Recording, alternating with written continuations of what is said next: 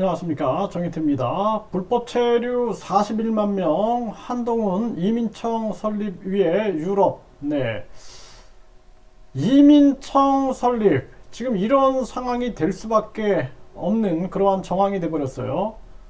그래서 저도 이걸 반대하는 입장은 아닙니다. 우리나라가 세계와 무역 체계를 갖추고 연대하는 것은 굉장히 중요하다, 저는 그렇게 보고 있는데, 한국이 저출산 문제를 해결하지 못한 채 이민청에 의존하게 됐을 때 한국은 위험해질 수 있다는 거예요. 지금 미국처럼 다민족, 다인종, 다문화 국가로 간다.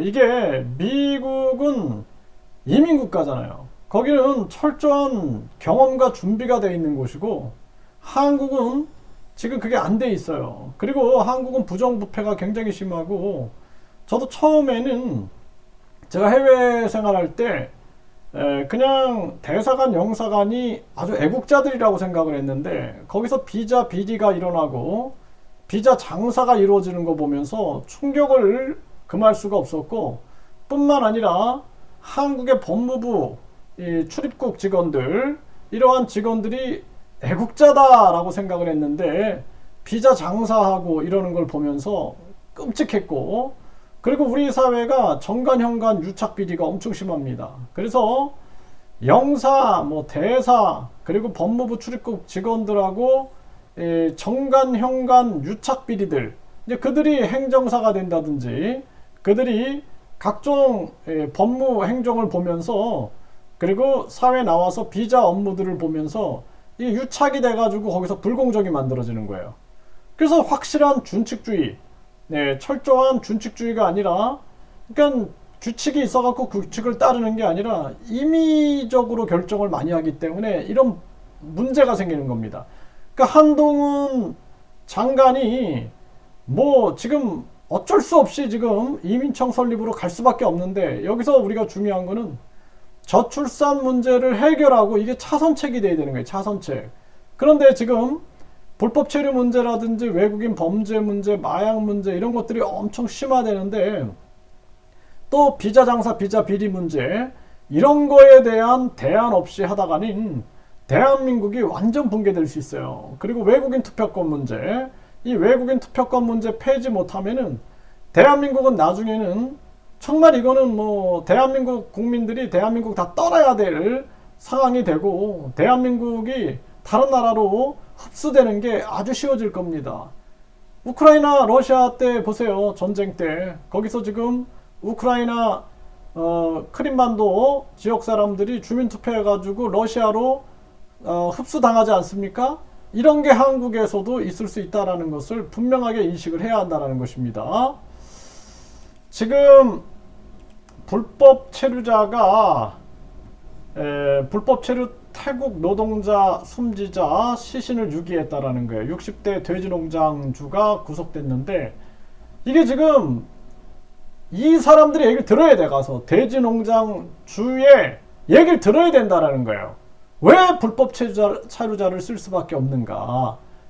그리고 이 불법 체류자가 사망했어요. 그랬더니 불법 체류자를 채용한 게 드러나는 게 두려워서 시신을 유기를 한 겁니다. 그래서 결국에는 이 지금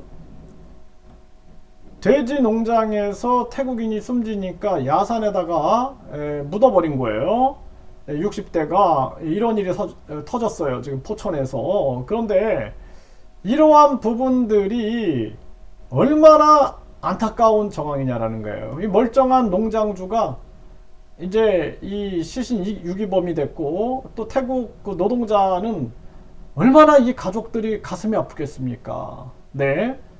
이거 해외 나가면은요, 어떤 사람들은 막 폭행을 합니다. 저도 막 저한테 침 뱉는 사람부터 시작해가지고 저에게 시비 거는 사람들, 그리고 막 그 폭행 휘두르려고 하는 사람들, 이런 사람 많이 겪었어요. 그냥 길거리에 앉아가지고 맥주 한잔 하고 있는데 와서 막 때리려고 하고, 그 나중에 이제 제가 이제 외국어를 할 수 있다 보니까 얘기를 들어보니까 한국에서 하도 당했대. 하도 당해가지고 그랬대. 그러니까 제가 그걸 보면서 느끼는 건 뭐냐면은 이게 준비가 안 됐다라는 거예요. 준비가 안 됐다라는 겁니다. 현장으로 가서 왜 돼지 농장주는 불법 체류자를 쓸 수밖에 없었는가? 그리고 이 불법 체류자가 숨지자 왜 시신을 유기할 수밖에 없었는가? 또 이 불법 체류자, 이 사람은 왜 불법 체류자가 됐는가? 이러한 부분들을 철저하게 연구해서 대책을 세워요. 대책을 하나하나. 이게 안 되면은 대한민국은 아주 위험해집니다. 네, 불법 체류를 외국인 노동자 단속에 농민들은 소갈이. 이것도 보세요. 그러면은 당장 이 농민들을 만나서 외국인 노동자 단속에, 불법 체류 외국인 노동자 단속에 왜 소갈이를 합니까? 얘기를 듣고 이거 빨리 대책을 세워서 이 대책을 우리가 강구하지 않으면 안 되겠다. 이런 걸 해야 되는데 이게 지금 외국인 불법 체류자, 이 불법 체류자 단속해가지고 농민들은 농사 못 짓고 이 불법 체류자는 또 왜 불법 체류자가 됐는가? 누가 이들을 불법 체류자로 만들었는가? 응? 그리고 우리 정부의 정책에 문제는 없는가? 이런 거를 연구를 해야 한다라는 거예요. 예? 그래서 공무원들이 현장 경험이 없으면은 들어야지, 가서 들어야지. 저도 공무원 출신이지만 아무것도 모릅니다. 공무원들은 책상 앞에 앉아 있으면 아무것도 몰라요. 네? 그래서 들어야 되는 거예요. 가서 들어. 현장에 가서 듣고 이해하고 공부하고 현장을 공부하는 거예요. 책 갖고 공부하는 건 의미가 없어요. 강제 추방 와중에 마약 거래, 불법 체류 태국인들 적발. 지금 이 마약이 엄청 퍼지고 있어요. 한국에서. 이게 심각합니다. 응? 10대 딸이 마약 투여하는 거 엄마가 신고하고 지금 아주 대한민국이 망할 징조가 너무 많아요. 중국이 아편 전쟁을 하면서 청나라가 결국에는 망했는데 이 아편 때문에 망했다는 얘기도 하죠. 왜냐하면 아편을 집어넣게 되면은 결국엔 그 나라 망하는 거예요.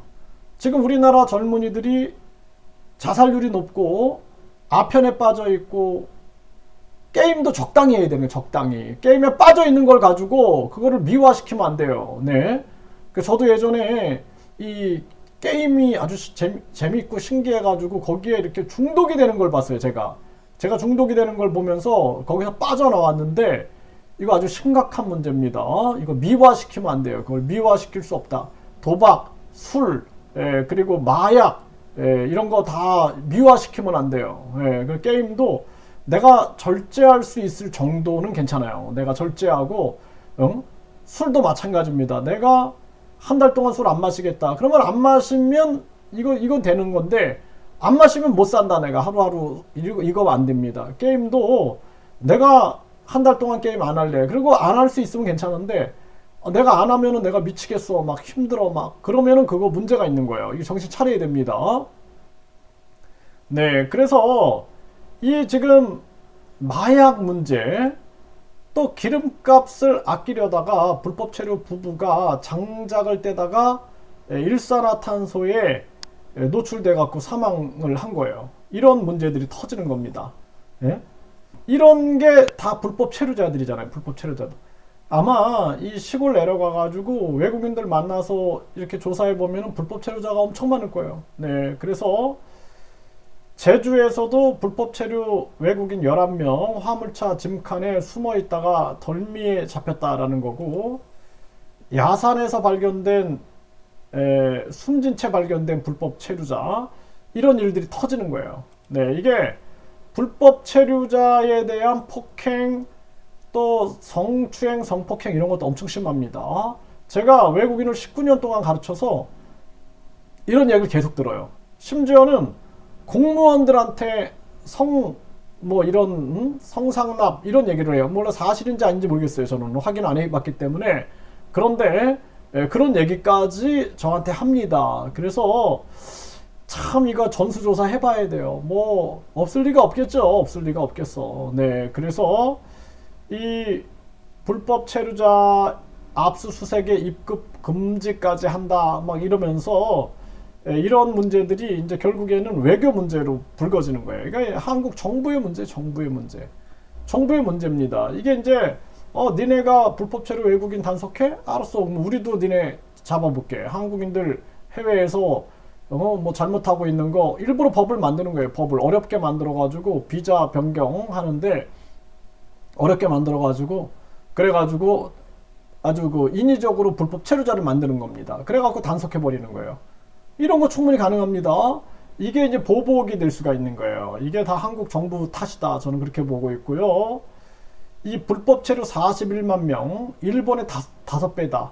그러니까 외국 인력 선발 관리 깜깜이.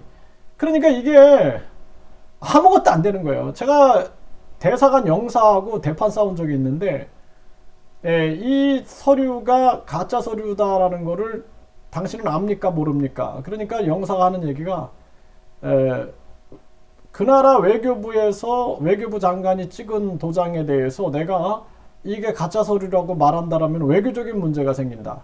그렇기 때문에 절대 우리도 솔직히 모른다 그러더라고요. 그리고 뿐만 아니라 그 영사들이 돈 받고 비자 장사하는 거 어떻게 생각하냐? 그건 제가 거짓말하는 거다. 그래갖고 저를 법적 조치하겠다. 그런데 구속됐어요, 영사가. 네, 구속됐습니다. 왜 구속됐냐? 그 외국인들이 몰래 카메라로 다 찍어놓은 거예요. 몰래 카메라로. 몰래 카메라 다 찍어놨습니다.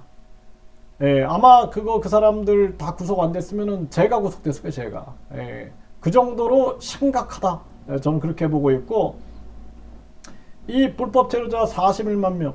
그러니까 일본은 이게 굉장히 철저하게 돼 있다 그래요. 일본은 추적해서 잡고 철저한 관리를 하는데 한국은 이러한 부분들이 전혀 이루어지지 않고 있다. 이게 뭐 비자 장사하고 있다 그랬잖아요. 비자 장사. 네, 대사관, 영사관 그리고 또 출입국 그 법무부 출입국 직원들이 비자 장사하다가 잡히잖아요. 잡혀가지고 제가 영상 몇 번 만들었죠.